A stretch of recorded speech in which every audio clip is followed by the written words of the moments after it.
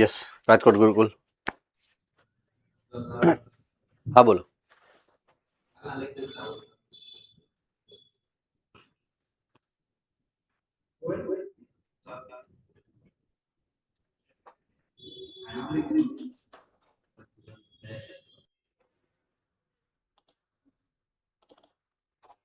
બોલો બેટા.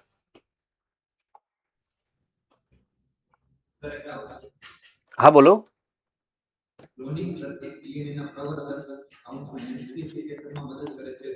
અવાજ સરખો નથી આવતો બેટા, મને સંભળાતું નથી.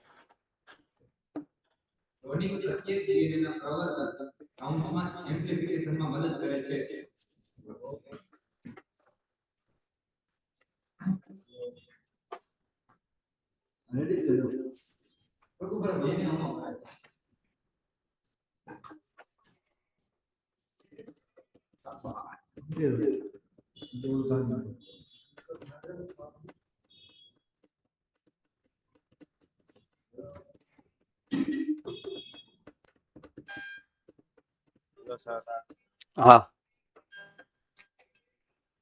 ક્લોનિંગ પ્રત્યેક ડીએનએના પ્રવર્તન અંશમાં એમ્પ્લિફિકેશનમાં મદદ કરે છે. એમાં સર ડીએનએ પ્રવર્તન એટલે શું? પ્રવર્ધન એટલે બહુગુણન. 1 માંથી 2, 2 માંથી 4, 4 માંથી 8, 8 માંથી 10.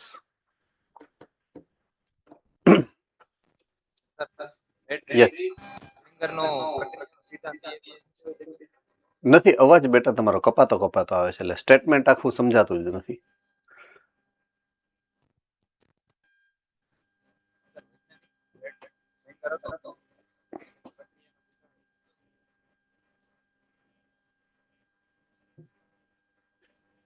સિસ્ટમમાં કંઈક લોચો આવી ગયો છે તમારે.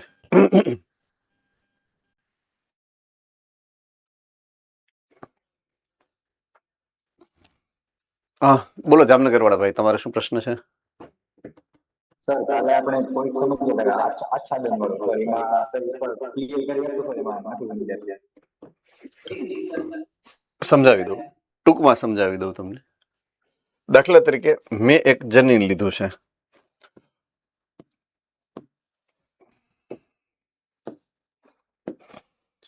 બરાબર છે? જનીન નહીં, એક ડીએનએ લીધું છે મેં, બરાબર છે? આ ડીએનએ નું મારે કરવું છે પૃથક્કરણ અને સિક્વન્સિંગ. મેં શું કર્યું? આ ડીએનએ નું શુદ્ધિકરણ એટલે કે અલગીકરણ કર્યું, બરાબર છે?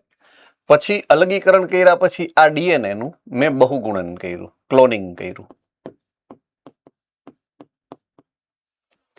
આટલું સમજાય છે? હવે મારી પાસે એક જ ડીએનએ ની ઘણી બધી કોપી છે. પછી મેં જે કર્યું ને એ છે જનીનોના ટુકડા કરી દીધા.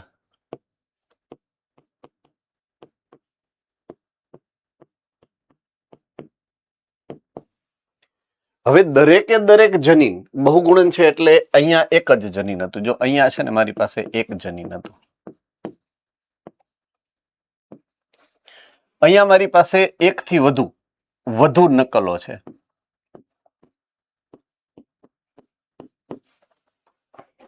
બરાબર છે? તો આ બધા જ જેટલી નકલ છે એ બધા જ જનીનોના મેં ટુકડાઓ કરી નાખ્યા છે. એ ટુકડાઓ કર્યા રેન્ડમ કર્યા. રેન્ડમ એટલે એક જનીન 10મા નંબરના ન્યુક્લિયોટાઇડના બેઝ પેરથી કપાય એટલે બીજું 10માંથી જ કપાય એવું નહીં. એમ અબ સમજ में आ रही है बात? यस और नो? બધાને સમજાય છે હું જે કહેવા માંગુ છું એ? ઓકે. તો પહેલો ટુકડો છે એ 10મા નંબરમાં કપાણો હોય તો બીજો 12માં કપાણો હોય, ત્રીજો 18માં કપાણો હોય, કઈ નક્કી ન હોય. એટલે યાદૃચ્છિક એવો શબ્દ હતો, રેન્ડમ કહેવાય એને.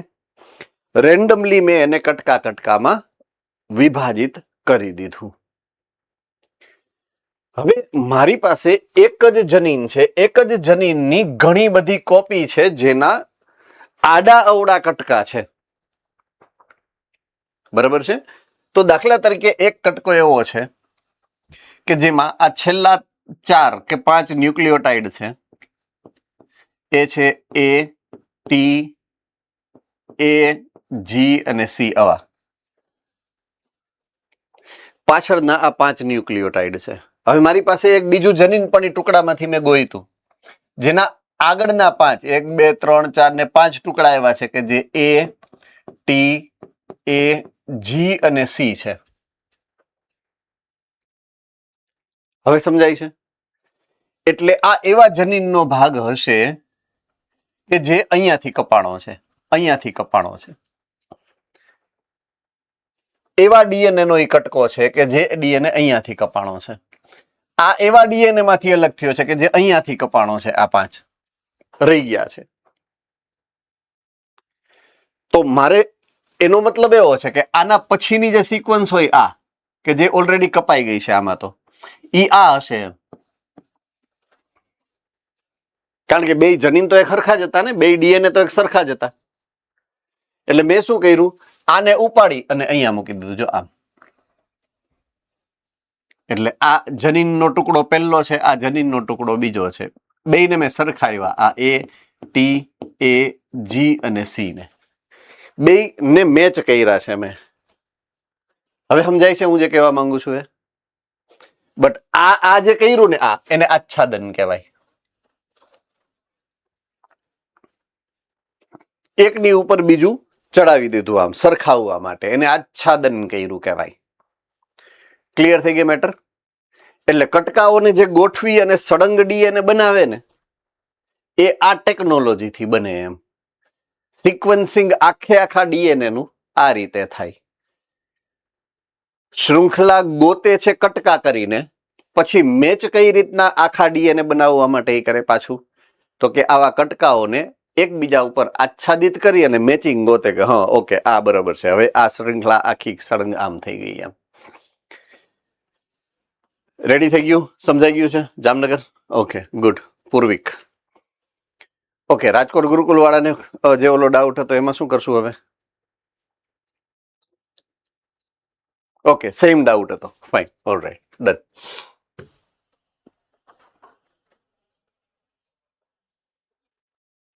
ફાઇન. તો આજની આપણી જે ચર્ચા છે કે અલ્ટિમેટલી છેલ્લે આપણે આખો જ હ્યુમન જીનોમ પ્રોજેક્ટ કરી ચૂક્યા છીએ. 2003 માં એ પૂરો થયો, 2006 માં આખું સિક્વન્સિંગ પતી ગયું. આપણી પાસે 24 અલગ અલગ રંગસૂત્ર જે છે એની માહિતી છે. 1 થી 22 એ દૈહિક રંગસૂત્ર છે, 2 લિંગી રંગસૂત્ર X અને Y, એટલે ટોટલ 24 રંગસૂત્રની માહિતી 2006 સુધીમાં આપણે હોલ જીનોમ સિક્વન્સ નામની એક ક્રિયાવિધિ છે એના વડે કર્યું છે. તો એ મળ્યું તો એના વિશેષ લક્ષણો, મુખ્ય નિરીક્ષણો આપણે શું કરી શકીએ, આપણે શું ધારીને બેઠા હતા, આ પ્રયોગ શરૂ કર્યો એની વાત આપણે ઓલરેડી કરી દીધી છે. પણ આપણને શું મળ્યું જોવા, અલ્ટિમેટલી રિઝલ્ટ શું આવ્યું પ્રયોગને અંતે, એની વાત કરીએ આજે. બરાબર છે? ઓકે. તો હ્યુમન જીનોમના જે મુખ્ય લક્ષણો ઓબ્ઝર્વેશન આપણે જોયું. પાર્ટ 1 એમાં આપણે નક્કી કરી હતી કે ટોટલ બેઝ પેરની સંખ્યા કેટલી છે એ શોધવું છે. તો એ સંખ્યા આવી છે 3.2 બિલિયન બેઝ પેર. કેટલી?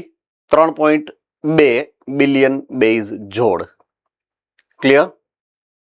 આ HGP ના અંતે મળેલ રિઝલ્ટ છે. ઓકે.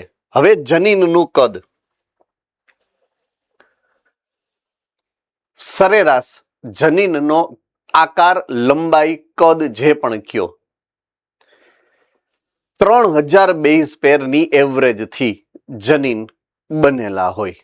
એટલે કોઈ એક જનીન લ્યો, બરાબર છે, તો એની જે લંબાઈ છે એ ડીએનએ ની એ કેટલી હશે, તો એનો એવરેજ કાઢ્યો છે 3000 બેઝ પેર. રેડી? આમાં કોઈને કઈ મુશ્કેલી સમજવામાં? હવે સૌથી લાંબામાં લાંબુ જનીન જે આપણા મળ્યું છે હ્યુમનની અંદર, માણસમાં, એના બેઝ પેરની એની જે લંબાઈ છે બેઝ પેરની સંખ્યાના હિસાબે 2.4 મિલિયન બેઝ પેરથી બને. 2.4 મિલિયન, બિલિયન નથી હો, બિલિયન હોય તો આખો જીનોમ આવી ગયો, પોણો જીનોમ કવર થઈ ગયો. બિલિયન નથી, મિલિયન છે, હે ને? તો 2.4 મિલિયન બેઝ પેરથી બને છે સૌથી મોટો જનીન. એ જનીન શેના માટેનો છે? ઇમ્પોર્ટન્ટ પોઈન્ટ છે. ડિસ્ટ્રોફિન નામના પ્રોટીન માટેનો છે. ડિસ્ટ્રોફિન નામના પ્રોટીન માટેનો આ જનીન છે અને એ 4 મિલિયન બેઝ પેરથી, બેઝ જોડથી બનેલો છે. આટલું યાદ રહેશે. ઓકે. ઓબ્ઝર્વેશન લક્ષણ નંબર 2, સેટ નંબર 2. એક સેટ આપણે જોયો, બીજો સેટ. જનીનોની કુલ સંખ્યા.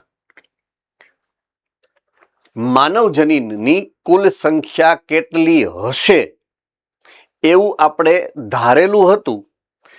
લગભગ 80,000 થી 1,40,000 જનીનો હોવા જોઈએ મનુષ્યમાં. એવો એક પ્રાથમિક અંદાજ હતો જ્યારે આ પ્રોજેક્ટ શરૂ કર્યો ને ત્યારે. પણ જ્યારે પ્રોજેક્ટ પૂરો થયો આપણને જનીનોની સંખ્યા મળી ને એ લગભગ 30,000 જેટલી છે. મીન્સ આપણે ધારેલું હતું એના કરતા ઘણા બધા ઓછા જનીનો મળેલા છે આપણને. બરાબર છે? તો કેટલા જનીનો હોય સરેરાશ? લગભગ 30,000 જેટલા જનીનો મનુષ્યના જીનોમની અંદર રહેલા છે. Thums up. All right, good. હવે ઇમ્પોર્ટન્ટ એક સરસ મજાનો પોઈન્ટ. 99.9% જનીનો બધા જ મનુષ્યની અંદર એક સરખા છે. કેટલા? 99.9% જનીનો. તમારું જીનોમ ખોલી અને મારા જીનોમની સાથે સરખાવો તો ડિફરન્સ 0.1% જ મળે. 99.9% સમાનતા જોવા મળશે તમારા જનીનમાં અને મારા જનીનમાં. આટલું સમજાય કે ન સમજાય? તો લગભગ દરેક વ્યક્તિમાં 99.9% જનીનો એક સરખા છે. 0.1% નો જ ડિફરન્સ હશે. બરાબર છે?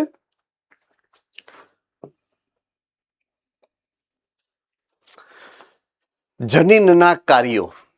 2003 આ પ્રોજેક્ટ પૂરો થયો ત્યારે લગભગ 50% જનીનોના કાર્ય શું હતા એ વૈજ્ઞાનિકો પાસે કોઈ માહિતી હતી નહીં.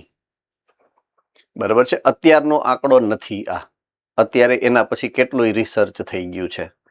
આ 25 વર્ષ પહેલાની માહિતી છે. આજ 2026 ચાલે, 2003ની માહિતી છે. આ 50% અજ્ઞાત કાર્ય એટલે આ 23 વર્ષ જૂની માહિતી છે ટૂંકમાં. તો 23 વર્ષમાં બીજું ઘણું બધું રિસર્ચ થઈ જ ગયું હોય એવું તો તમે સમજી જ શકો. હે ને?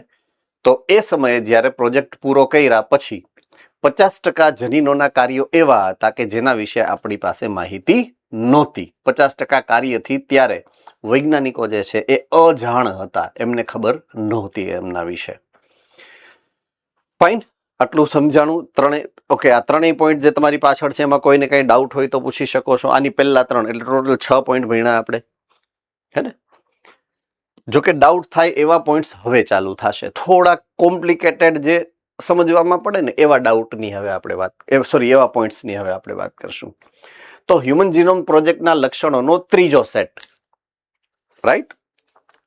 એનું પહેલું લક્ષણ, પ્રોટીનનું સંકેતન કરતા હોય એવા જનીનોની પ્રપોર્શન, પ્રમાણ. તો અગાઉ આપણે હતું 1.5% જનીનો જ સંકેતન માટે જવાબદાર છે. કોને યાદ છે? કોડિંગ છે. Okay, exactly. તો હ્યુમન જીનોમમાં અહીંયા જો લખેલું છે 2% કરતા પણ ઓછા. 2% કરતા 1.5, 2% થી ઓછું જ થાય ને. એટલે 2 માંથી એકેય આંકડો ખોટો નથી. એવું નહીં વિચારવાનું કે વાહ 1.5% તો અહીંયા 2% નથી, 2% થી ઓછા એવું લખેલું છે. રેડી? તો 2% થી ઓછા જનીનો કુલ આખા જીનોમમાંથી એવા છે કે જે પ્રોટીન માટે સંકેત કરે છે. રેડી? ઓકે, પોઈન્ટ નંબર 2 ની વાત કરીએ. આ ખૂબ જ અગત્યનો બનશે આપણા માટે મુદ્દો. પુનરાવર્તિત ક્રમો. ડુપ્લિકેટ બને જનીન. એક જ જનીન પાછું રિપીટ થાય. એ જ જનીન પાછું રિપીટ થાય. એ જ જનીન ફરી પાછું રિપીટ થાય. એ જ જનીન પાછું રિપીટ થાય. કેટલી બધી કોપી હોય? 1 થી વધુ કોપી હોય. રેડી? એવા પાછા એકાદા નથી. મોટા ભાગના જનીનો આવા પુનરાવર્તિત ક્રમથી બનેલા છે. જીનોમની અંદર રહેલા મોટા ભાગના જનીનો જે આપણી અંદર છે એ સિંગલ કોપીમાં નથી, મલ્ટીપલ કોપીમાં છે. આટલું સમજાય? ઓકે, હવે આવું શું કામ એ મારે તમને સમજાવવું પડે. આવું શું કામ? બહુ સરસ મજાના ઉદાહરણથી તમને સમજાવવા માંગુ છું, લગભગ સમજી જશો. સે ફોર એક્ઝામ્પલ, અહીંયાથી ક્લાસમાંથી તમે બહાર નીકળી અને ચાલવાનું શરૂ કરો. ચાલવાનું શરૂ કરો એટલે તમારા પગના સ્નાયુઓને કસરત કરવી પડે, એને ચયાપચય કરવું પડે, બરાબર છે? પછી તમને એમ થાય કે ચાલો થોડીક દોડવાની પ્રેક્ટિસ કરીએ. ચાલવામાંથી તમે દોડવાનું શરૂ કરો. દોડો. ચાલવાની કમ્પેરિઝનમાં દોડવામાં બળ વધારે પડે કે ન પડે? ચયાપચયની પ્રક્રિયાનો દર ડબલ નહીં, 3-4 ગણો થઈ જાય, હા કે ના? તો જેટલી માત્રામાં ચયાપચય ચાલવામાં થતું હતું એનાથી 4 ગણું ચયાપચય દોડવામાં થયું. તો એ 4 ગણા ચયાપચય માટે ઉત્સેચકો પણ 4 ગણા જોશે ને. ચયાપચય માટે જરૂરી અન્ય અણુઓ પણ 4 ગણા જોશે ને. સમજાય છે હું જે કહેવા માંગુ છું? હા કે ના? ઓકે, હવે તમે દોડવીર અથવા તો રનર તો નથી, અંગ્રેજીમાં સ્પ્રિન્ટર કહેવાય. શું કહેવાય? સ્પ્રિન્ટર. જે દોડવીર હોય ને એને સ્પ્રિન્ટર કહેવાય. દાખલા તરીકે યુસેન બોલ્ટ, ખબર છે ને? યુસેન બોલ્ટ ને ઓળખો છો કોઈ? હા, એમ. તો એને સ્પ્રિન્ટર કહેવાય, દોડવીર છે, વર્લ્ડનો ફાસ્ટેસ્ટ મેન કહેવાય, રાઈટ? તો તમે ઈ તો નથી, એટલે તમારી દોડવાની એક મર્યાદા હશે ને. તમને એમ થયું કે હાલો આપણે ઈ લેવલે દોડવાનું ચાલુ કરીએ. તમે દરરોજ સવારે પ્રેક્ટિસ કરો છો, તમે હજી વધારે સ્પીડ ઇન્ક્રીઝ કરી નાખી. થઈ કે ન થઈ? થાય જ ને. તમે ચાલુ કરો વધારે દોડવાનું તો થાય કે ન થાય? થાય. શું કામ થયું? 4 ગણામાંથી 6 ગણું કે 7 ગણું કે 8 ગણું કરી નાખ્યું તમે. શું કામ થયું? કારણ કે એટલા જનીનો ઉત્પન્ન કરવાની કેપેસિટી તમારા સ્નાયુ કોષોની હતી. સમજાય છે? પણ નહોતા કરતા જ્યારે તમે ચાલતા હતા ત્યારે નહોતા કરતા, ત્યારે જરૂર નહોતી, હવે જરૂર છે. અને એના કરતા વધારે ઉર્જા ક્યારે ઉત્પન્ન થાય ખબર છે? તમે શાંતિથી હાલ્યા જાતા હો ને કાળું કૂતરું તમારી સામે જોવે અને તમારી પાછળ દોડે ને, પછી ઓલા યુસેન બોલ્ટ કરતા વધારે સ્પીડ જનરેટ થાય. તો એ ઉર્જા ક્યાંથી અંદર આવી? ઉર્જાનો પ્રવાહ સર્જાય એમ બેફામ. તો એ ચયાપચયનો દર ઓચિંતાનો, એમ તમે વિચાર કરો, ફ્રેક્શન ઓફ સેકન્ડ, 1 સેકન્ડના 100માં ભાગમાં એ ઉર્જા પ્રોડ્યુસ થવા માંડે. તો એ મફતમાં નથી થતી, કારણ કે એટલા જનીનો તમે હતાડીને રાખ્યા હતા, નિષ્ક્રિય જનીન બનાવીને રાખ્યા હતા. તમારી પાસે એ બધા જનીનોની એક કોપી નહોતી કે જે ચાલવા પૂરતી હોય, વધારાની કોપી બનાવીને રાખી હતી કે જ્યારે ભીંહ પડે ત્યારે એ હિટ્રોક્રોમેટિનને યુક્રોમેટિનમાં ફેરવીને ઉપયોગમાં લેવાનો હોય. કોને કોને યાદ છે આ સિદ્ધાંત? જોયું કેવી 2 અલગ અલગ પ્રકારની ક્રિયાવિધિઓ એક સાથે એક સમયે હવે જોઈન્ટ થાય છે? એને આ કહેવાય પુનરાવર્તિત ક્રમ. શું કહેવાય? પુનરાવર્તિત ક્રમ. એટલે મોટા ભાગના જનીનો જે પુનરાવર્તિત ક્રમમાં છે એ હિટ્રોક્રોમેટિન બની અને હંગરીને આપણા જીનોમની અંદર પડ્યા હોય. જેવા જરૂર પડે એ ખુલી જાય અને સક્રિય બની અને ક્રિયાવિધિ ચાલુ કરશે. રેડી? આટલું સમજાણું? હા કે ના? ઓકે, હજુ એક મુદ્દો છે. એવું જ બીજું ઉદાહરણ આપું. દાખલા તરીકે તમે કોકના લગ્નમાં રિસેપ્શનમાં મસ્ત મજાનું જમવા ગયા હો. અત્યારે સમય એવો છે કે આવું બોલાય નહીં, પણ છતાંય મને એમ થાય કે બોલવું એમ. એને ભૂખ તો બધાને ધીમે ધીમે લાગવાની ચાલુ જ થઈ ગઈ હશે આમ તો. અને એમાંય લગ્નના રિસેપ્શનની વાત કરું, એ ઠાકોરજી જમાડવામાં રસોઈ હોય, ઓહો હો, અને પછી જે જલસી પડે એના એમાંય શ્રાદ્ધનો મહિનો હોય ને 4-5 મીઠાઈ રસોઈ એક નિહારે આવી ગઈ હોય, અને પછી જે બગડાટા બોલે થાળીઓમાં, એને ગુરુકુલ વાળા કોણ કોણ છો આમાં? આ રેસમાં કોણ કોણ હોય છે? હે ને, રેસ થાય પછી કોણ વધારે ખાય એમ. હોસ્ટેલની ખાસ ગુરુકુલ લાઈફની તો મારી જીવન દોરી જ ઈ હતી એક સમયે. હું પણ રાજકોટ ગુરુકુલમાં રહીને જ ભણ્યો છું, અભ્યાસ કરેલો છે, એટલે મને ખબર છે એમ કે આવું જ્યારે હોય, શ્રાદ્ધનો મહિનો હોય એટલે શ્રદ્ધાળુઓ શું જમાડતા હોય બાળકોને, એ જ્યાં ભણતા હોય ને ત્યાં ઘણી વાર એવું હોય કે એક જ દિવસે ઘણા બધા શ્રાદ્ધ હોય, એટલે બધાય વતી એક એક મીઠાઈ હતું, 5 મીઠાઈ, 4 મીઠાઈ, 2 મીઠાઈ, 3 મીઠાઈ પણ ઘણી વાર હોય એમ. પછી અમારા જેવા આવી રાહ જોઈને બેઠા હોય એમ કે આવે એટલે ટાળી દેવું છે એમ. એને કોણ કોણ છે એવા? હું તો હતો એવો, મોજ આવતી એમ. અને પછી ઈ જે અંદર જાય ઢેફલા ને શ્રીખંડ ને રસ ને, ઓહો, બેફામ એમ. તો એ સમયે જનરલી શું હોય, પેલું તુરિયાનું શાક આવ્યું, કોણ કોણ છો એન્ટ્રીઝ કરજો, તુરિયાનું શાક આવ્યું હોય તેથી અડધી રોટલી એ માંડ ખૂટે હો, હે ને, અડધી રોટલી એ માંડ ખૂટે, એ કોક કીએ ત્યારે હે. અને જે દિવસે આવી પાકી રસોઈ હોય મસ્ત, તે દી તો રોટલીની એ ગણતરી ન હોય, ઢગલે ઢગલા. તો એક સમયે રોટલીના પાચન માટે તમારે ગ્લુકોઝના જો 10 અણુ જોતા, સોરી ઇન્સ્યુલિનના 10 અણુ જોતા હોય, તો જ્યારે રસોઈ અંદર ગઈ હોય પાકી અને આટલું બધું ખાધું હોય, ત્યારે રુધિરની અંદર એટ એ ટાઈમ ગ્લુકોઝનો જથ્થો કેવડો થાય? તો એ સમયે તમારે ઇન્સ્યુલિનના અણુ કઈ 4-5 હોય તો ન હાલે. જેટલા ગ્લુકોઝ અંદર નાખ્યા એટલા ઇન્સ્યુલિનના અણુ ઉત્પન્ન કરવા પડે તમારે. આટલું સમજાય છે કે નહીં બેટા? તો અહીંયાથી પ્રોબ્લેમ શરૂ થાય. તો તમારી પાસે એટલા મોટા ક્વોન્ટિટીની અંદર ઇન્સ્યુલિન ઉત્પન્ન કરી શકે એટલી નકલમાં ઇન્સ્યુલિન ઉત્પાદન કરતા જનીનો હોવા જોઈએ. એટલે એની મલ્ટિપલ કોપી બનાવીને રાખવી પડે કે જ્યારે ભીહ પડે, જ્યારે જરૂર પડે ત્યારે એને કેટલી બધી કોપી એકી સાથે આપણે તૈયાર કરી શકીએ. એટલા માટે એટલા બધા જનીનોની નકલ કરીને રાખીએ છીએ આપણે. બસ ઈ છે આપણા પુનરાવર્તિત ક્રમો. ચાલો, બધાને પ્રોપરલી સમજાઈ ગયું છે હું જે સમજાવવા માંગુ છું? બરાબર છે? Okay, done. તો પુનરાવર્તિત ક્રમો છે.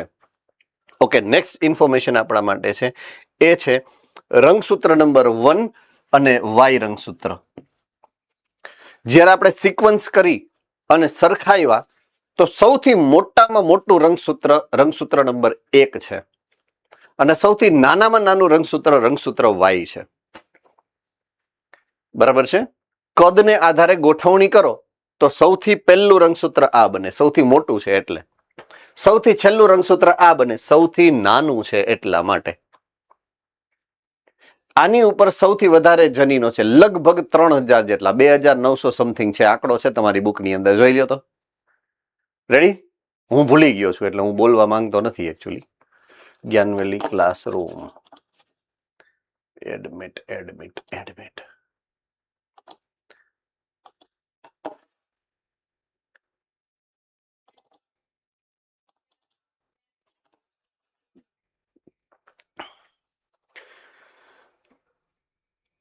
ઓકે, તમારા ગયા પછી ભુજવાળા ભાઈ બેન જે બધા આવ્યા પાછા, ઓકે, તમારા ગયા પછી એક પોઈન્ટ મેં ભણાવ્યો હતો કે હ્યુમન જીનોમ પ્રોજેક્ટ એમાં પુનરાવર્તિત ક્રમો રહેલા છે ત્યાં સુધી તમે હતા. પછી આ રંગસૂત્ર નંબર 1 અને રંગસૂત્ર નંબર વાય. રંગસૂત્ર નંબર 1 છે એ સૌથી મોટું છે અને રંગસૂત્ર વાય છે એ સૌથી નાનું છે. એટલે સૌથી પહેલા નંબરનું રંગસૂત્ર સૌથી મોટામાં મોટું છે, છેલ્લું રંગસૂત્ર વાય જે સૌથી નાનામાં નાનું છે. એટલે ક્રમ નક્કી કેમ કરવાનો? એના કદના હિસાબે. કદમાં જે સૌથી મોટું એને પહેલા રાખવાનું, એનાથી નાનું એને બીજા નંબરમાં, એનાથી નાનું ત્રીજા નંબરમાં, એનાથી નાનું ચોથા નંબરનું, એનાથી નાનું પાંચમું, છઠ્ઠું, એમ ક્રમને અનુસાર એને આયોજન કરવાનું છે, નંબર આપવાનો છે, પહેલું, બીજું, ત્રીજું, ચોથું, પાંચમું. ચાલો, બધાને ખબર પડી ગઈ? આને કહેવાય કેરિયોટાઇપિંગ કર્યો. શું કહેવાય? કેરિયોટાઇપિંગ.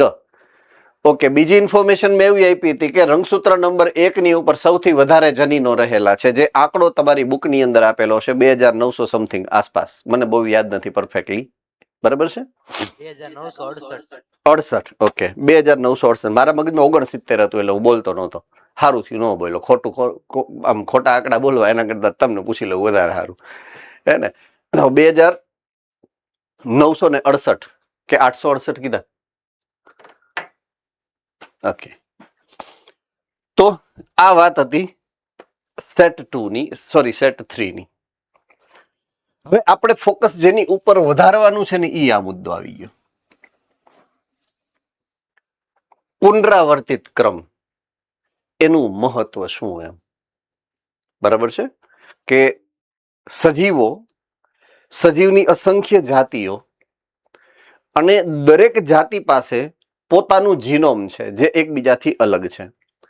આપણી જાતિનું જીનોમ અલગ છે, આપણાથી નીચેની જાતિ હશે કોઈ તો એનું અલગ છે, એનાથી નીચેની જાતિ છે એનું પણ અલગ છે, બધાનું જીનોમ અલગ છે. દાખલા તરીકે સસ્તનનું જીનોમ અલગ પ્રકારનું હશે, સરીસૃપોનું અલગ પ્રકારનું હશે, વિહગનું અલગ પ્રકારનું હશે, મત્સ્યોનું અલગ પ્રકારનું હશે. આટલું તો સમજાય કે ન સમજાય?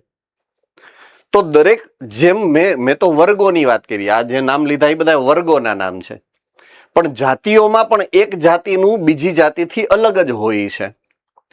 દરેક જાતિની પાસે પોતાનું એક જીનોમની અંદર લાક્ષણિક રીતે પુનરાવર્તિત ક્રમ હોય છે. આપણામાં એકમાં છે એવું નથી, મનુષ્યમાં જ આવા પુનરાવર્તિત ક્રમ છે એવું નથી, બધી જાતિમાં છે. રેડી? તો એનું મહત્વ શું હશે? ભગવાને આવું શું કામ રાખ્યું હશે? પ્રકૃતિએ આવું શું કામ કર્યું હશે?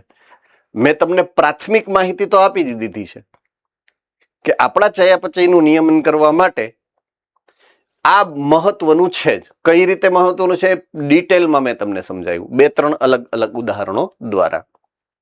તો પેલા તો એ શું છે કે પુનરાવર્તિત ક્રમ ડીએનએ ના લંબાયેલા એટલે કે ફેલાયેલા ભાગ છે જે પુનરાવર્તન પામે છે, અને એ પુનરાવર્તન કરવા પાછળની જે વિકૃતિ છે, વિકૃતિ એટલે જો મેં તમને પહેલા પણ કીધું હતું, મ્યુટેશન અથવા તો વિકૃતિ એ પ્રકૃતિ નેચર દ્વારા કરવામાં આવતી ક્રિયા છે. નેચર જો આ પ્રક્રિયા કરતું હોય તો એ પોઝિટિવ રિઝલ્ટ માટે કરતું હોય, પણ છતાં પણ ક્યારેક ભૂલ થાય એની. તમે ભણો છો એ સારું કામ છે કે ખરાબ? સારું કામ કહેવાય ને, હે ને? તમે મસ્ત વાંચો છો અને મસ્ત પરીક્ષાના પ્રશ્નો વાંચી સમજીને જવાબ લખો છો, બધાય સાચા પડે છે? ક્યાંક તો ખોટું તોય પડે છે ને. બસ એવું જ છે, સેમ ટુ સેમ ક્રિયાવિધિ કે એને વિકૃતિ રચવી છે, વિકૃતિ કરવી છે સારા રિઝલ્ટ માટે. ક્યારેક એ રિઝલ્ટ બગડે પણ છે, એટલે આનુવંશિક રોગ માટે પણ ક્યારેક આ વિકૃતિ જે છે એ પરિણામે છે. આટલું સમજાય છે? ઓકે, હવે આ વિકૃતિ સર્જવા માટે એને જે ટૂલ એટલે કે સંસાધન વાપરેલું છે એ છે કોષ વિભાજન દરમિયાન થતી, ખાસ અર્ધીકરણમાં થતી વ્યતિકરણની ક્રિયા. આ એનું હથિયાર છે. કોને કોને ખબર છે? હે ને, કે વ્યતિકરણ દરમિયાન આ વિકૃતિઓ થતી હોય છે, કરવામાં આવે છે. તમે 4-5 પ્રકારની વિકૃતિની વાત તો સમજ્યા છો, પણ હવે દાખલા તરીકે ડિલીશન એટલે કે લોપ, એડિશન, બરાબર છે, પછી ઉત્ક્રમણ એટલે ઊંધા હવડા થઈ જવું, યાદ છે? એવી એક વિકૃતિ છે ડુપ્લિકેશન, એટલે નકલ થવી, પુનરાવર્તન થવું, ડુપ્લિકેશન થવું. એ કટકો કપાઈ જાય બાય મિસ્ટેક, એની એક કોપી થઈ જાય અને 2 ટુકડા જોડાઈ જાય.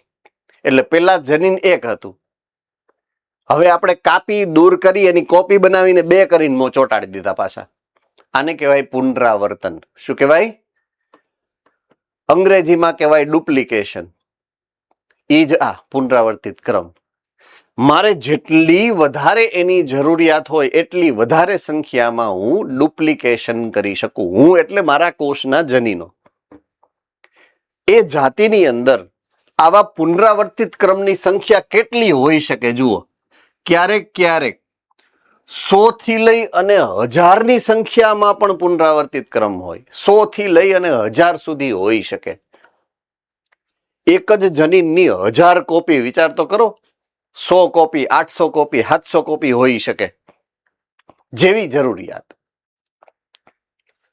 આટલું સમજાય પહેલા? Yes or no? ઓકે. હવે બીજી એક વસ્તુ સમજાવી દઉં જે તમારા મગજમાં હોવી જરૂરી છે. દાખલા તરીકે હું એમ કહું કે આપણા બધાના શરીરમાં, જો મેં હમણાં જમવાનું ઉદાહરણ લીધું હતું, ગ્લુકોઝનું ઉદાહરણ લીધું હતું, ઇન્સ્યુલિનનું, તો હું ઇન્સ્યુલિન ના એક જ ઉદાહરણથી હવે પછીની બધી સ્ટોરી સમજાવીશ તમને. થમ્સ અપ. રેડી? ઓકે. તો હું જમું તો મારા શરીરમાં ઇન્સ્યુલિન ઉત્પન્ન થશે. તમે જમશો તમારા શરીરમાં પણ ઇન્સ્યુલિન ઉત્પન્ન થશે. બરાબર છે? મતલબ કે મારા શરીરમાં પણ એવું જનીન છે કે જે ઇન્સ્યુલિન ઉત્પન્ન કરી શકે છે, અને તમારા શરીરમાં પણ આ જનીન છે કે જે ઇન્સ્યુલિન ઉત્પન્ન કરી શકે છે. પરંતુ બેયમાં પુનરાવર્તિત ક્રમો છે જ. મારી અંદર જે સંખ્યા છે પુનરાવર્તિત ક્રમોની, જરૂરી નથી કે તમારી અંદર સેમ ટુ સેમ સંખ્યા હોય. દાખલા તરીકે મારી અંદર 105 છે ને તમારી અંદર 128 પણ હોઈ શકે. ખબર નથી આપણને, આપણે જીનોમ તો જોયો નથી આપણો. આ એક ઉદાહરણથી સમજાવું છું તમને. તો વ્યક્તિગત રીતે આ પુનરાવર્તિત ક્રમોની સંખ્યા પણ અલગ અલગ હોઈ શકે છે. આટલું સમજાણું? આ સિદ્ધાંતનો ઉપયોગ હું આગળ કરવાનો છું એટલા માટે કહું છું કે પુનરાવર્તિત એકમની સંખ્યા વ્યક્તિગત રીતે દરેક વ્યક્તિમાં અલગ અલગ હોઈ શકે છે. ઓલરાઈટ, ચાલો પોઈન્ટ નંબર 2 ઉપર આવું છું. એવું માનવામાં આવે છે કે તેનો એટલે પુનરાવર્તિત ક્રમનો સાંકેતિક કાર્યમાં કોઈ સંબંધ નથી. સાંકેતિક કાર્ય એટલે શું? અભિવ્યક્તિ. અભિવ્યક્તિ એટલે શું? તો કે ડીએનએ માંથી આરએનએ બનવું, આરએનએ માંથી પ્રોટીન બનવું. આ અભિવ્યક્તિમાં આ પુનરાવર્તિત ક્રમ નો સીધો કોઈ ભાગ ફાળો ભજવતા નથી આ લોકો. જરૂર પડે તઈ, એટલે કે હિટ્રોક્રોમેટિન હોય. કોને કોને એ સમજાઈ ગયું આ વાત જે લખેલી છે? સામાન્ય રીતે એ સક્રિય નથી. પુનરાવર્તિત વધારાની કોપી છે એટલે આપણે શું કર્યું છે? એને પેક કરી અને બોક્સમાં રાખી દીધી છે. સીધું ડાયરેક્ટલી એનો કોઈ રોલ નથી અભિવ્યક્તિમાં. હા, જરૂર પડે ને આપણે ઉપયોગમાં લઈએ અલગ વાત છે. રાઈટ? તેનાથી ઓકે, પોઈન્ટ નંબર 1, જો એના પુનરાવર્તિત ક્રમનું મહત્વ નંબર 1, રંગસૂત્રની સંરચના બને છે. રંગસૂત્ર જેટલા પુનરાવર્તિત ક્રમ લાંબા એટલો ડીએનએ લાંબો. કોને એટલું સમજાય? ઓકે, જેટલું ડીએનએ લાંબુ એટલું રંગસૂત્ર મોટું. કોને સમજાય? તો પુનરાવર્તિત ક્રમ જેટલા વધારે એટલું જનીનની સંરચના મોટી, રંગસૂત્રની સંરચના મોટી બને. તો રંગસૂત્રની સંરચના જાળવવા માટે પુનરાવર્તિત ક્રમ મહત્વના છે. Point number 2, રંગસૂત્રોની ગતિકી. ઓહો, શબ્દ ભારે ભરખમ મૂકી દીધો. ડાયનેમિક્સ, અંગ્રેજીમાં ડાયનેમિક્સ કહેવાય. થર્મોડાયનેમિક્સ, ઉષ્મા ગતિકી અથવા તો ગતિશાસ્ત્ર. તો આ શબ્દનો અર્થ શું કાઢી શકો? ઉષ્મા ગતિશાસ્ત્ર.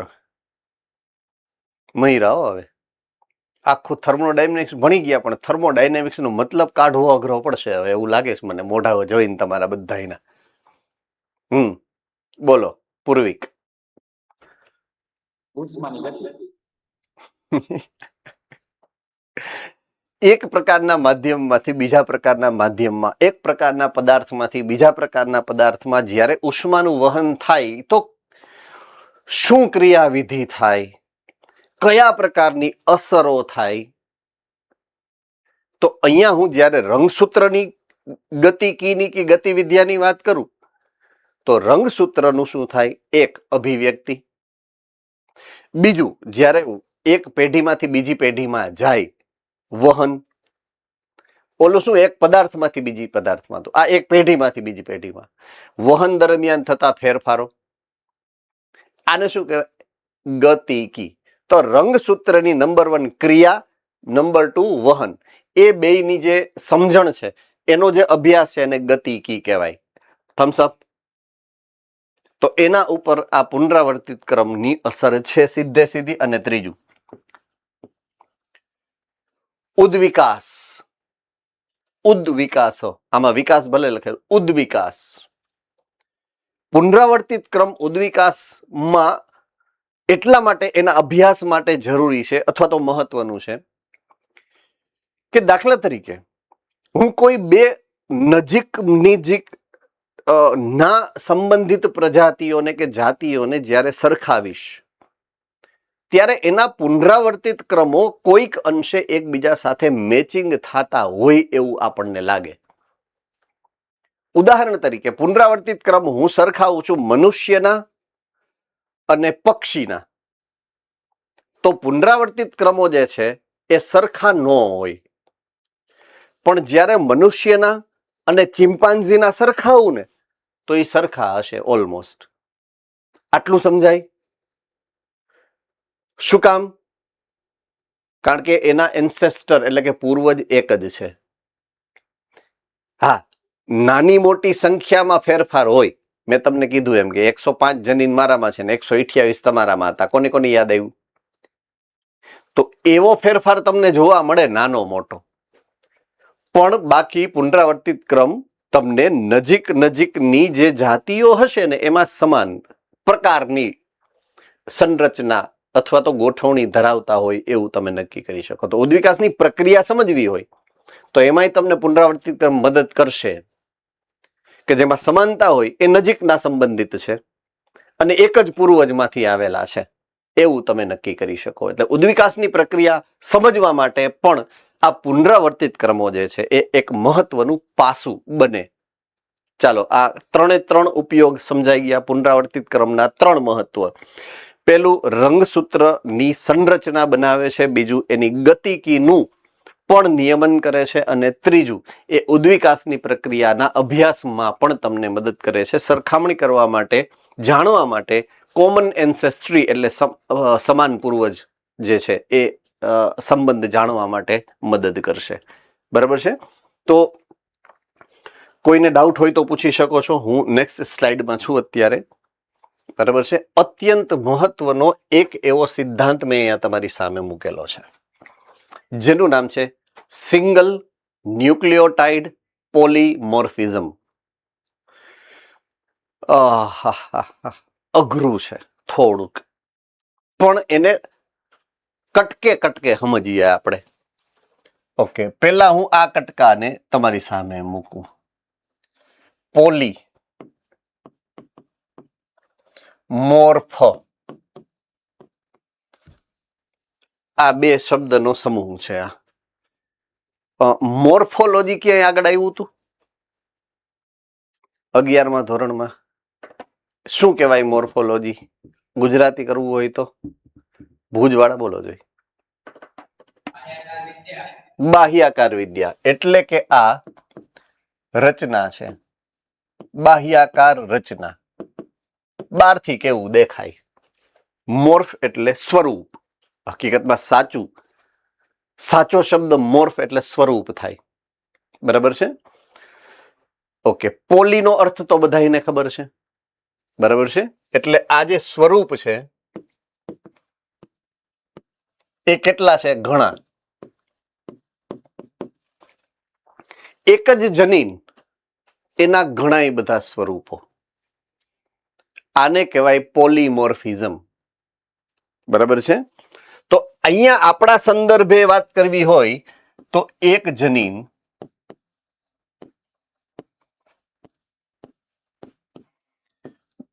ઘણા બધા જો સ્વરૂપ હોય તો હું એ જનીનને પોલીમોર્ફિક જનીન કહીશ અને આ ઘટનાને પોલીમોર્ફિઝમ કહીશ.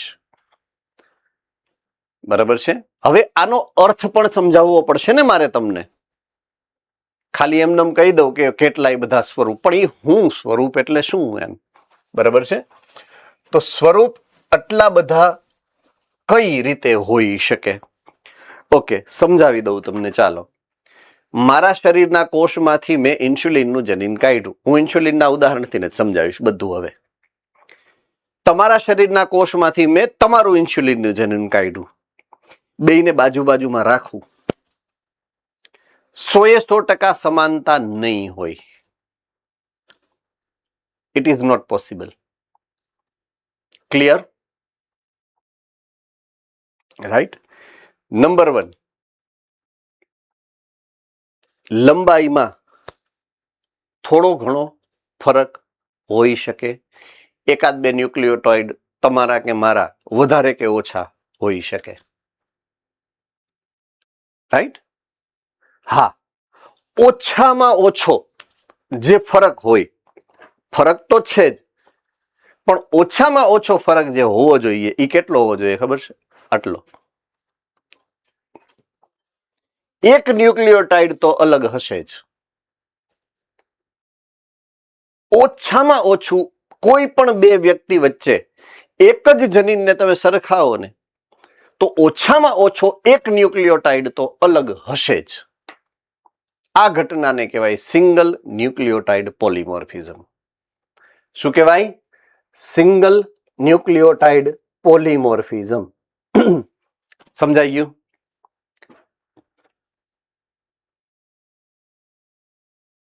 બોલો.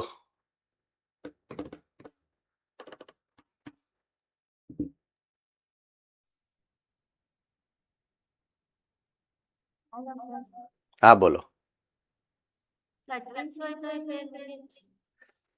ટ્વિન્સ હોય તો પણ હોય.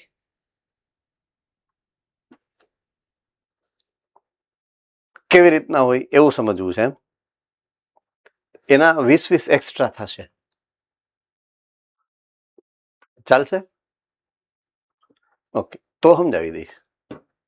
રાજકોટ ગુરુકુલ વાળો કઈ પ્રશ્ન હતો, ઉભા રહ્યો સાંભળી લઉં પછી બધાનો હારે. ઈ જ હતો, એ ખબર જ હોય ને. એ તો છઠ્ઠી જાણી છે એમ તમે બધાની. કઈ વાંધો નહીં. ઓકે, ટ્વિન્સ ના બે પ્રકાર છે. એક હોમોઝાઇગોટિક કહેવાય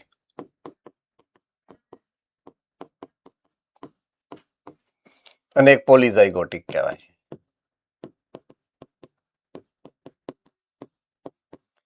આ એક જ અંડકોષ હોય, એક અંડકોષ હોય અને બે શુક્રકોષ હોય. આમાં બે અંડકોષ હોય અને બે શુક્રકોષ હોય. આને કહેવાય આઈડેન્ટિકલ ટ્વિન્સ.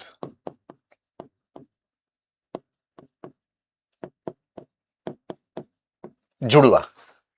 સલમાન ખાન વાળા. તમારી વખતે તો ફરી ગયો હતો નહીં? ઓલો આવી ગયો હતો, કોણ હતું જુડવા મૂવીમાં? મને નામ એ યાદ ન રહે.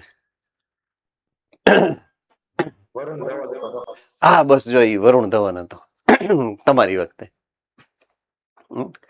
તો એ જે બે હરખે હરખા હોય ને ઈ આ હોમોઝાઇગોટિક એટલે કે આઈડેન્ટિકલ ટ્વિન્સ કહેવાય.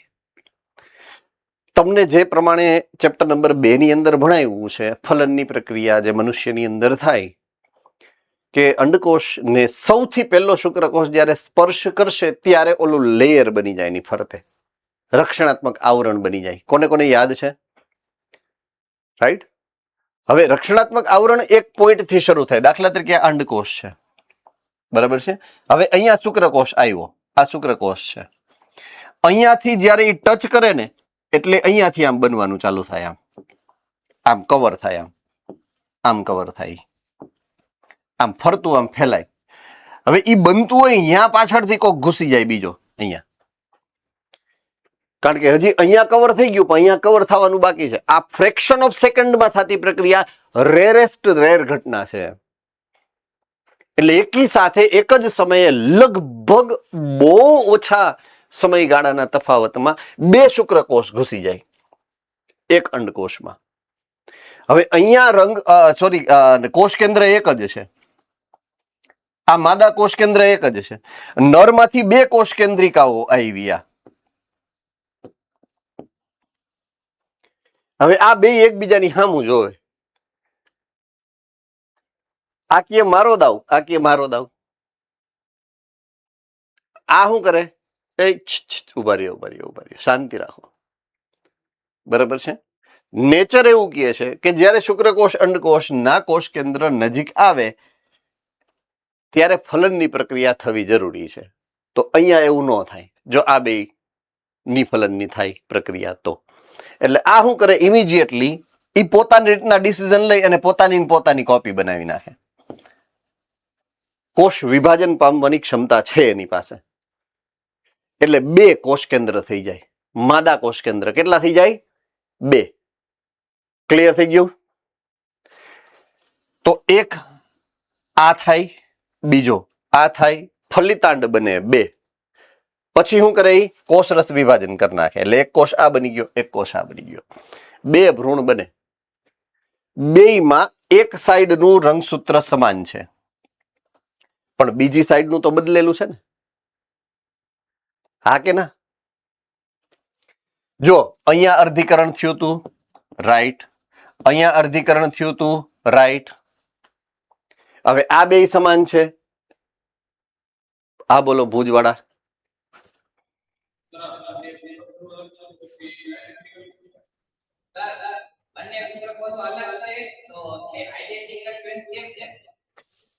એ તો હું તમને સમજાવું છું કે આ અને આ બંને માદાના કોષ કેન્દ્ર તો સરખા જ છે એટલે મોટા ભાગના એના લક્ષણો સમાન તમને દેખાશે. એક સાઈડ તો સરખી છે. વિકાસનો મોટામાં મોટો રોલ અંડકોષ પ્લે કરે છે, શુક્રકોષ નહીં. એટલે મોટા ભાગના લક્ષણો એના સમાન છે. આટલું સમજાય કે નહીં? હા. હવે હું કહું અર્ધીકરણ અહીંયા થયું છે, અર્ધીકરણ અહીંયા થયું છે, તો આના લક્ષણો અલગ હશે, આના લક્ષણો અલગ હશે. હવે હું ડિફરન્સ ઉપર જાઉં તો બે ભાઈઓ કે બે બહેનો કે ભાઈ બહેન જે આવશે એ એકબીજાથી સમાન તો નથી જ. શું કામ? આ સરખા છે પણ આ તો અલગ અલગ છે ને. એટલે જે લક્ષણમાં પિતૃ પેઢીના લક્ષણ અભિવ્યક્ત થયા છે ત્યાં તો એ ડિફરન્સ હશે જ. સ્વભાવમાં તો એ હરખા નહીં જ હોય. દેખાવથી એ હરખા કદાચ હશે તો સ્વભાવથી હરખા નહીં હોય. અને ઘણીવાર દેખાવમાં અલગ હોય તો સ્વભાવના એક સરખા હોય. એકને તોફાન કરવા ગમે તો બીજાને ધરાર ગમે, આવું હોય. આ આઈડેન્ટિકલ ટ્વિન્સ છે. આમાં તો બે નોખું જ છે. એકની બદલે ભૂલથી 2 અંડકોષ બની ગયા તો શુક્રકોષ તો જોઈએ એટલા છે અને ભૂલથી એકની બદલે 2 અંડકોષ બની ગયા હોય ત્યારે આવું થાય. ક્લિયર થઈ ગઈ વાત? Yes or no? ઓકે. અને આ તો પોલીઝાઇગોટિક અવસ્થા તો નોર્મલ છે. આ તો બધાય બિલાડા કૂતરા એમાં તો એમ જ હોય ને, એકથી વધારે જ બચ્ચા આવતા હોય તો એ તો ટ્વિન્સ જ કહેવાય ને બધા આમ જોવા જઈએ તો. પોલીઝાઇગોટિક છે હે ને. જ્યારે કૂતરી વ્યાય તો ઘણા બધા 5, 7, 10 બચ્ચા આવે જ છે ને. આપણે એ તો બહુ કોમન વસ્તુ છે હે ને. ઓકે. આઈ થિંક તમારી શંકાનું સમાધાન થઈ ગયું છે.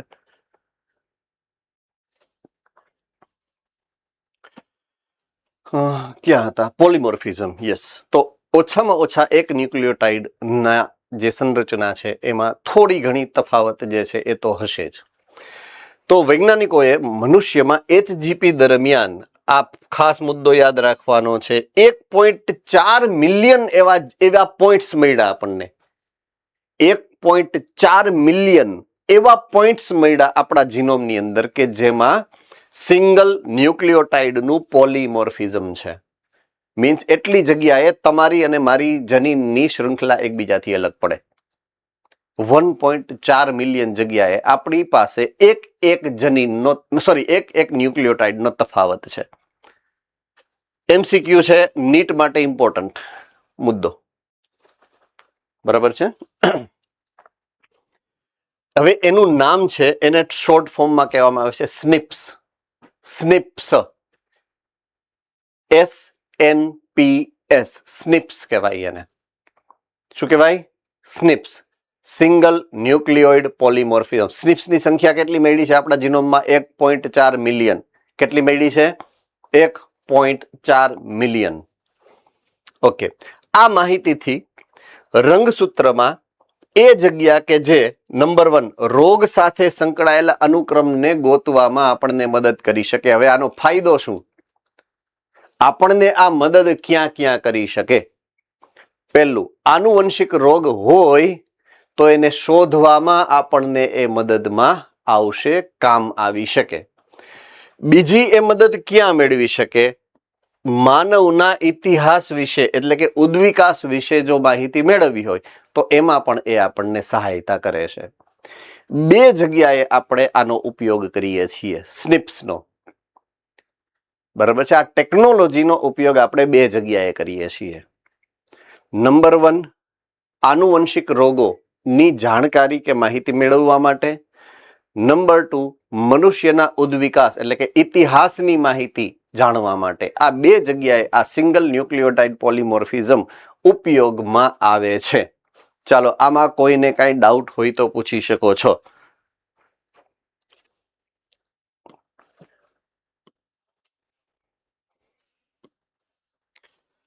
વાહ, બેનો બહુ સરસ કામ કરી રહ્યા છે પાછળ. પ્રયોજન અને ભવિષ્યના પડકારો. બરાબર છે. ઓકે, હવે જે પણ અત્યારે સમજ્યા આપણે, ખાસ જનીનની સંરચના, પોલિમોર્ફિઝમ અને ખાસ જીનોમ ના અનુક્રમણની ક્રિયાવિધિ.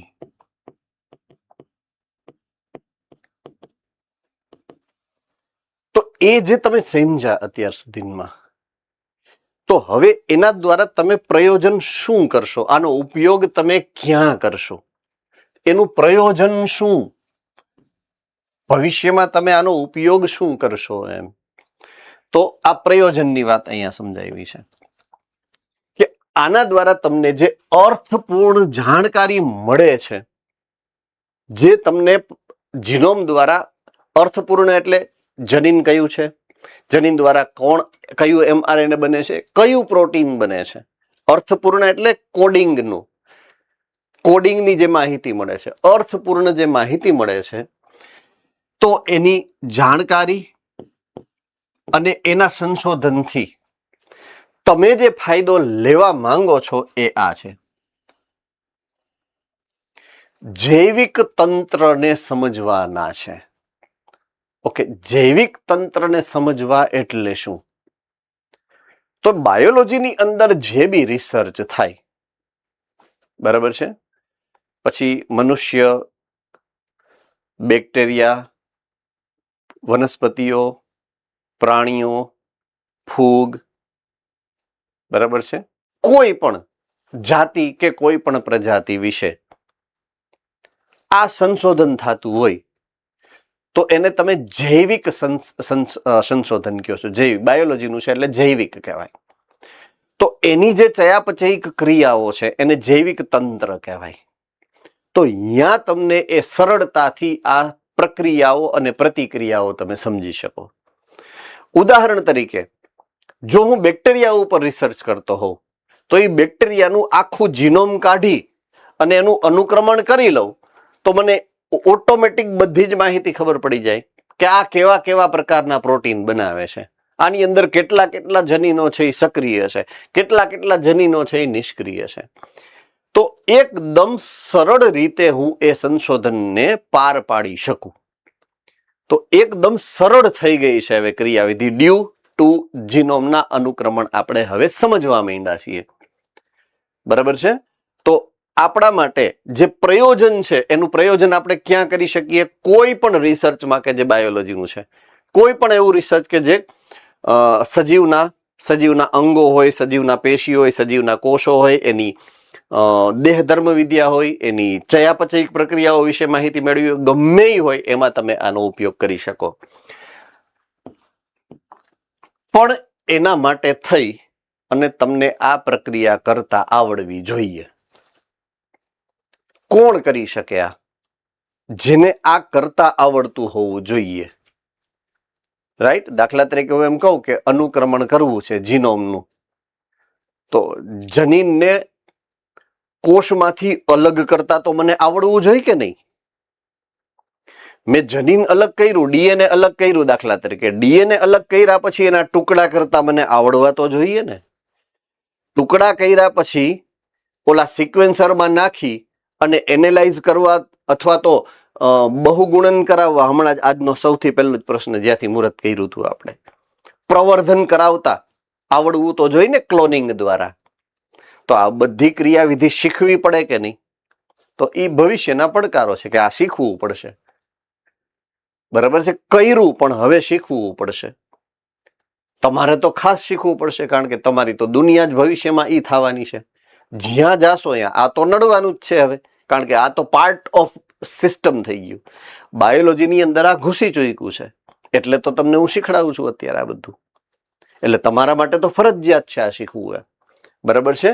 તો જૈવિક તંત્રને સમજવાનું, મોટા કાર્યને પૂર્ણ કરવા, એટલે કે જૈવિક તંત્રને સમજવામાં એક સાર્વજનિક અને બીજું પ્રાઇવેટ, બે પ્રકારના સેક્ટર એમાં જવાબદાર બને. એટલે કે સરકારી તંત્ર પણ આ કામ કરે છે, એટલે કે યુનિવર્સિટી હોય સરકારી, કોલેજો હોય સરકારી, એની અંદર પણ આ કામ થતું હોય. બીજું ઉદ્યોગો છે, જે ઇન્ડસ્ટ્રીઝ છે મોટી મોટી, એ પણ આ કામ પાછળ કામ કરતી હોય. બરાબર છે. જીનોમનું સિક્વન્સિંગ કરવાનું કામ તો સરકારી તંત્ર દ્વારા પણ થાય છે અને પ્રાઇવેટ ઉદ્યોગો દ્વારા પણ થતું હોય.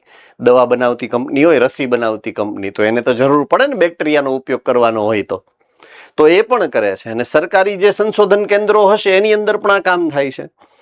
એટલે આને સાર્વજનિક એટલે કે સરકારી અને પ્રાઇવેટ જે ઉદ્યોગો છે એની બે જગ્યાએ આ કામ થતું હોય. પણ કોના દ્વારા થાય? હજારો વ્યક્તિઓ આ કામ કરે, જે હશે વિશેષજ્ઞ અને કુશળ રચનાકારો. બે ક્વોલિટીની જરૂરિયાત પડે, એક કુશળતા અને બીજું સર્જનાત્મકતાની જરૂર પડશે. તો એ બે આપણા માટે ભવિષ્યના પડકારો. આપણે એવા માણસો, એવા વિદ્યાર્થીઓ, એવા સંશોધકો બનાવવા પડશે કે જેની પાસે આ કાર્ય કરવાની કુશળતા છે, સ્કિલફુલનેસ અને સર્જનાત્મકતા છે. એ વિચારી શકે કે આ છે તો આમ થઈ શકે, આ છે તો આમ થઈ શકે. બરાબર છે. તો આ આપણું ભવિષ્યનું પડકારજનક પ્રશ્નો છે કે તમારે વધારેમાં વધારે એવા વ્યક્તિઓ, એવા સ્ટુડન્ટ્સ, એવા રિસર્ચર બનાવવા પડે કે જે આના ઉપર જૈવિક તંત્રને સમજવામાં જીનોમના અનુક્રમણની જે પ્રક્રિયા છે એનો ઉપયોગ કરી અને આ કાર્યને પાર પાડી શકે. બરાબર છે.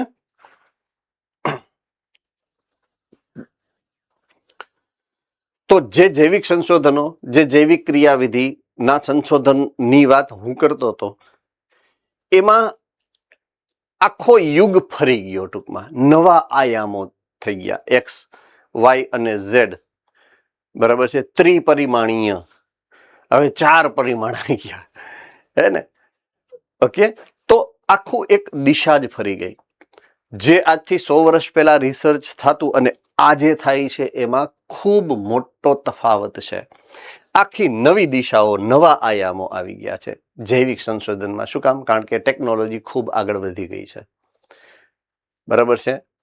એક સિંગલ ન્યુક્લિયોટાઇડ ઇન્ફોર્મેશન મેળવવામાં દિવસોના દિવસો વયા જતા, અત્યારે એક દિવસમાં આખો જીનોમ પૂરો થઈ જાય તમારો, આખા જીનોમની માહિતી આવી જાય. એટલો ફરક પડી ગયો છે. બરાબર છે. તો વાત કરીએ પાર્ટ 1 ની. અનુક્રમ મેળવા એનાથી સૌથી મોટો પ્રભાવ શેના ઉપર રહ્યો છે? તો કે જૈવિક સંશોધનોમાં. બરાબર છે. આ અનુક્રમણની માહિતી આપણે શોધતા થઈ ગયા, બનાવતા થઈ ગયા, તો એનો સૌથી વધારે ફાયદો થયો છે જૈવિક સંશોધનોમાં. બેક્ટેરિયા વિશે, પ્રજીવો વિશે, ફૂગ વિશે, વનસ્પતિ વિશે કે પ્રાણીઓ વિશે, જેના ઉપર પણ સંશોધન થાય છે. પણ એ ક્રિયાવિધિને વેગ મળ્યો છે. પહેલા શું થતું? સંશોધન કરતા એક સમયે એક અથવા તો અમુક જનીનો વિશે માહિતી કે અભ્યાસ કરી શકતા હતા. પણ અત્યારે શું થઈ ગયું? આપણે શું કર્યું હતું? યાદ કરો જોઈએ. જો હું તમને ફરીથી આખી ક્રિયાવિધિ, આપણે લીધો તો કોષ. પોઈન્ટ સમજજો. શું લીધું હતું? કોષ. કોષમાંથી આપણે અલગ કર્યું હતું ડીએનએ. બરાબર છે. એટલે કે જીનોમ. કોને કોને યાદ છે? ઓકે, હવે આપણે શું કર્યું તું ખબર છે એનું? ક્લોનિંગ. બરાબર છે. એટલે જીનોમમાં મારી પાસે હતો સિંગલ સેટ, મેં ક્લોનિંગ કરી નાખ્યું અને અસંખ્ય નકલો ઉત્પન્ન કરી, એટલે મારી પાસે ઘણા સેટ થઈ ગયા. જીનોમ એક પણ કોપી કેટલી એ બધી છે મારી પાસે. કોને ખબર પડી હું જે કહેવા માંગુ છું એ? ડન. Okay, good. હવે આ ક્લોનિંગ કરેલા જે જનીન છે એના મેં ટુકડા કર્યા. શું કર્યું? ટુકડાઓ કરેલા હતા. પછી ઓલા ઓવરલેપિંગ કર્યા. આજના ડાઉટ થી શરૂ કર્યું મેં. ઓવરલેપિંગ કર્યા અને ટુકડાઓને મેં ફરીથી જોડ્યા.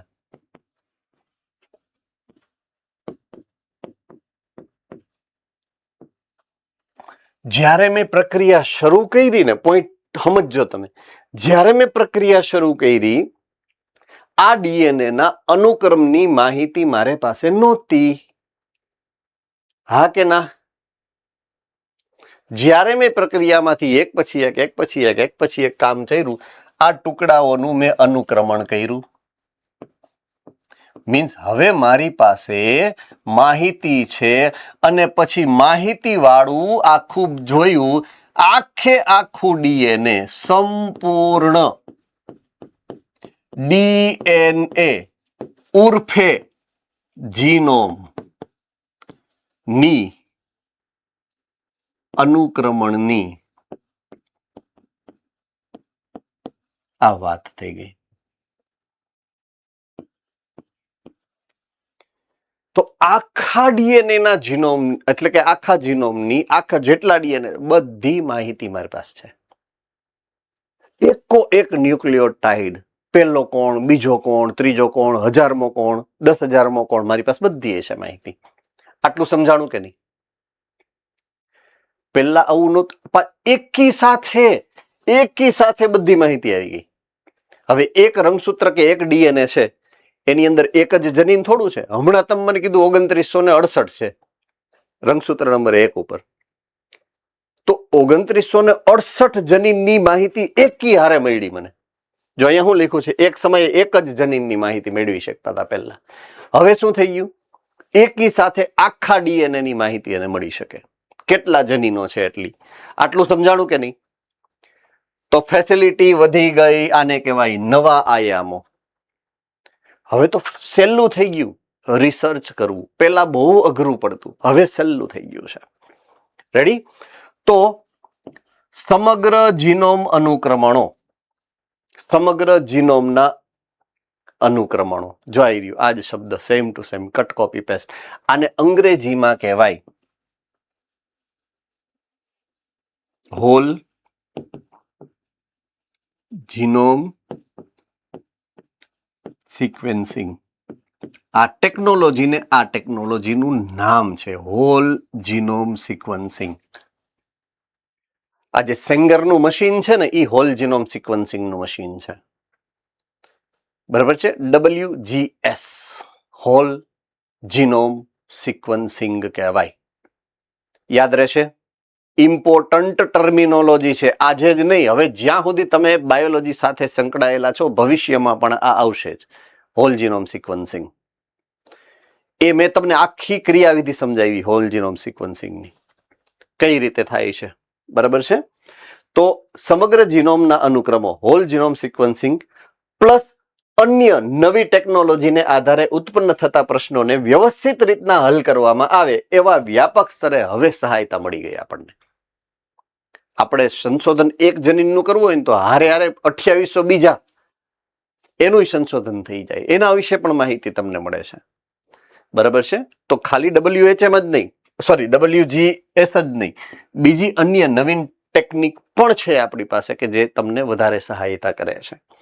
તો જીનોમમાંથી પ્રાપ્ત થતા બધા જ જનીનો વિશે તમે એકી સાથે અભ્યાસ કરી શકશો. એટલી ફેસિલિટી અત્યારે જૈવિક સંશોધનમાં આ હોલ જીનોમ સિક્વન્સિંગ ટેકનોલોજીને કારણે આવી ગઈ છે.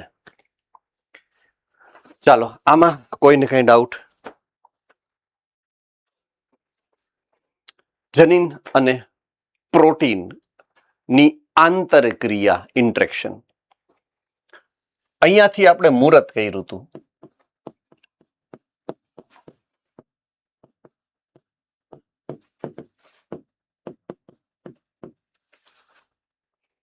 અહીંયાથી જ મુહૂર્ત કર્યું છે આ ચેપ્ટર સમજવાનું. યસ ઓર નો? તો પ્રોટીન અને જનીન વચ્ચે શું સંબંધ છે? જેવું જનીન એવું પ્રોટીન. રાઈટ? જનીનમાં ફેરફાર થશે, પ્રોટીનમાં ફેરફાર થશે, અભિવ્યક્તિમાં ફેરફાર થશે.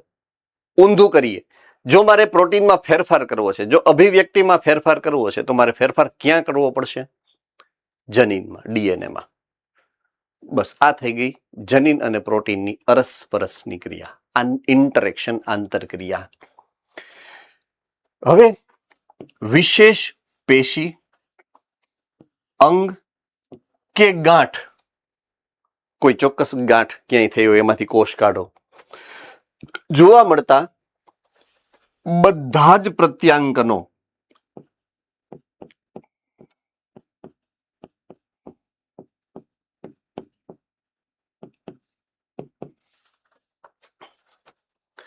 ટ્રાન્સક્રિપ્ટોમ એવો શબ્દ છે. બધા જ પ્રત્યાંકનો એકી સાથે કુલ એવા જનીનો કે જે બધા જ એમઆરએનએ બનાવે અને એ બધા જ એમઆરએનએ ની માહિતી એકી સાથે તમે સમજો, કુલ ઉત્પન્ન થતા એમઆરએનએ નું પ્રમાણ એને ટ્રાન્સક્રિપ્ટોમ કહેવાય. એક શબ્દ છે જીનોમ, કુલ જનીનોની સંખ્યા. બીજું ટ્રાન્સક્રિપ્ટોમ, કુલ એમઆરએનએ ની સંખ્યા. બરાબર છે?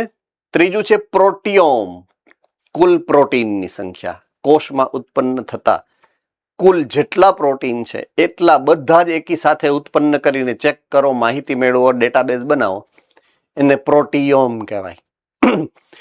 Genome, transcriptome, પ્રોટિયોમ. કોને યાદ રહેશે? ઓકે.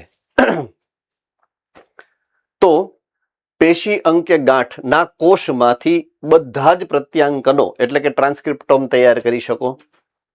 જીવન રસાયણને લયબદ્ધ કરવા માટે, ચલાવવા માટે હજારો જનીનો અને પ્રોટીન પરસ્પરસ જોડાયેલા તારની માફક કઈ રીતે કામ, આઈ રહ્યું લખેલું જ છે માથે, કઈ રીતે કામ કરે એ તમે જાણી શકો છો. તો ટ્રાન્સક્રિપ્ટોમ એટલે આ, એની એક બાજુ પ્રોટીન છે અને એક બાજુ જનીન છે. જેવું ડીએનએ એવું આરએનએ, જેવું આરએનએ એવું પ્રોટીન. તો ડીએનએ અને પ્રોટીન વચ્ચેની આંતરક્રિયાનું કેન્દ્ર છે ટ્રાન્સક્રિપ્ટોમ. પરસ્પરસની ક્રિયાની માહિતી ટ્રાન્સક્રિપ્ટોમ દ્વારા સંચાલિત થાય છે. બરાબર છે? તો જનીન અને પ્રોટીન પરસ્પરસ જોડાયેલા તારની માફક કામ કરે. ડીએનએ એટલે કે જનીન અને પ્રોટીન, ઈ તાર કયો છે? એમઆરએનએ. બેની વચ્ચે જોડાણ કેનું છે? એમઆરએનએ નું. ડન છે? ઓકે.